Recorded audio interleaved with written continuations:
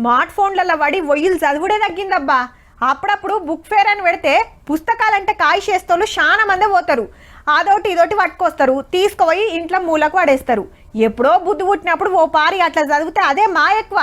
పోరలను ఒయ్యిలు తీయమంటేనే కష్టం, ఇక బయటి కథలేం చదువుతారు కానీ అసలు ముచ్చటేందో చూడుర్రిగా. మన భగవద్గీత నాట్య శాస్త్రాలకు యునెస్కో గుర్తింపు వచ్చింది. UNESCO memory of world register ఈ 2 గ్రంథాల పేర్లు రాసిండ్రు. అంటే ఇవి వారసత్వ సంపదని దునియాకు సాటింపేసిండ్రన్నట్టు.